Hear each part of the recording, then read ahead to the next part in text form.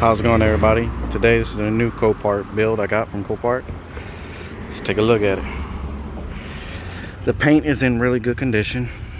The tires got a lot of tread, but they got dry rot on them right there. That's not good. Nice wheels. No really any curb rash besides right here. Nice good tinted windows. This is a 2016 Impala. The interior will clean up really good. Looks like nobody ever sat in the back, because look, that's like puffed up leather. This is the battery for the car. I already took it out. Got to get a new one. That one's like completely shot. Can't even revive it. Look at those back of those seats. Ooh, good. Let's go look at the rest of the car. And yes, you can see that's mold. That's because this is a flood car. So I can tell you by seeing mold right here, that tells me that the water probably didn't get to about right here. No more than this. Oh, this is another battery I have. I'm just using it to jump the car off to test it. Other than that, the car looks good. It just stinks really bad, so but don't worry, I'm gonna replace all the carpet and everything in it. It's cheap for this car. I'm gonna go ahead and get a new headlight because these headlights are cheap. That's underneath the lens. All these Impalas have that stupid issue. And then I'm gonna take this bumper off and respray it, and then I'm gonna get that little lens piece that goes right there. The hood's open because I'm working underneath there, and I'll show y'all what's going on right there with that. But this is this side of the vehicle. Now, this wasn't like this. You see this right here? This is transporters be doing this stuff right here. So when you get your car transported or tow truck guy go pick it up and they use a forklift, wasn't like this in the auction photo. So that means the transporter that took it off the trailer, because it's not a run and drive, he hit this with the fork. You can see the fork mark in there. Now the good thing is this is plastic and not metal, so I can fix that really easy. And then you can see it kind of pinched this up right here. But this car in the photos, man, it looked real good. All the wheels on this side's good. Little buff job on this. It's gonna look good. I like this little wing right here. But let me grab the key real quick. I think I left it in this car. Where did I put it? Here we go. But I love these cars right here. These cars right here, no problem in selling them. People will come and run after these things, especially when you do them right. I am going to replace the windshield. As you can see, there's a small crack in it. But let me give y'all a bit of advice on this. Do not replace the windshield yet. What you should do is wait for the person to buy it. Because if they lowball you, oh, let them take care of the windshield then. If they give you your asking price, get the windshield taken care of. So before you take the money for them, if they agree to it, let them sign the bill of sale and everything. Go ahead and put the windshield in it. You can get a windshield guy. Well, my guy will do it the same day, so get that thrown in there and then take the money. Oh man, I forgot the battery's unplugged. But this car's got 90,000 miles on it. Oh, you know what? Let's put a battery on it. Go ahead and get this jump box real quick. So this is a 2016 Chevy Impala. Everybody loves these ones. Everybody. So as you can see, I'm gonna show y'all something real quick as soon as I put this on there. This is Marvel Mystery Oil.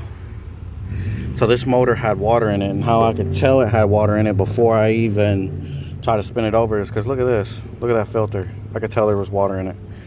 So the thing is, I tried to spin the motor by hand. I pulled all the spark plugs, but it's locked. So Marvel Mystery Oil will unfreeze the engine. What it is just the water sat in there for so long that it rusted the bores of the cylinder walls where the rings are, and it's making the motor not spin over. So if you leave this stuff sitting in there for about 1 to 2 days, I'll go ahead and do 3 days just so it's good. I spin the motor over a lot, and then what I do is I put ATF, which is transmission oil, in there next. Spin the motor over a lot so it can lubricate it up really good. Then I put the old spark plugs back in it. As you can see, can my camera pick that up? There it goes. They're completely shot. I run the car on this for about 30 minutes, and then I pull all this back apart, put fresh plugs in it, do a fresh oil change in it, fresh transmission change. Even if it looks good, just go ahead and do it. And then that'll save you headaches in the long run, and it saves you headaches with the other people. But you know, because you don't want to sell nobody no bad car. Put this over here about the way. Let's see how many miles is up on this car. Turn this jump box on. Oh, and all Impalas do this stupid clicking noise. That's just it's called the blend door actuator, which is, they're like 20 bucks. I'll replace that when I get in there. But let's see, no airbag lights, nothing like that. Where's that selector button? There we go. We got 99, 304 on the dash. Brake lights on because I got the brake put down there. Check engine light is of course on because the car hasn't started yet.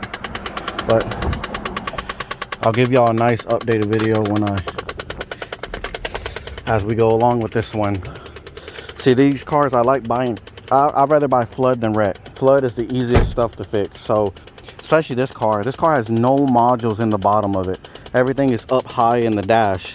There's only one module that's down underneath this console, and it's an airbag module. Although I don't have an airbag light, I'm still gonna replace it just so it's on the safe side, and they're cheap. They're like 100 bucks. I'll go ahead and knock that out while I'm there. These cars, most of the times you can knock them out within a day, the same day, and I could have it sell before I wake up in the morning. But this one has a freeze engine, so it's just gonna take me whenever I get the motor to unfreeze, clean it that same day, and then sell it. I'm gonna take this jump box inside because I need to charge it. It's kind of dead. But this is the new copart flip. And then if anybody want to know, oh damn, I busted this window too. Whoops. It's all good. It was broken anyways. I just broke it more. So this car, I purchased it from Copart for $900 with fees. With fees, it was almost $1,400 with fees. That's no taxes, because where I bought this car was in Louisiana, so they don't charge taxes. If it was in like Texas where I live, if I would have bought it from Texas Copart, it would have been with taxes, so it would have been probably 1,600 bucks, somewhere in there. So y'all need to think about that when y'all buying these cars, about all the fees and the stuff that accumulates with it. So to ship it to me, it cost me $250. I just bought some Marvel Mist oil for about 50 bucks. I bought a whole bunch of other stuff like the oil and stuff like that I'm gonna do to it. So I do everything myself. I don't pay anybody to do anything. So I'm gonna take that bumper off tomorrow. I'm gonna go buy the paint. I can get the paint and the can and everything for probably like about 60 bucks with clear coat and everything. I'll sand it down, paint it myself, and then put it back on the car and make it look nice, you know. And then I'm gonna fix that little plastic side skirt on the other side where they messed it up. But I'll let y'all know on the next one.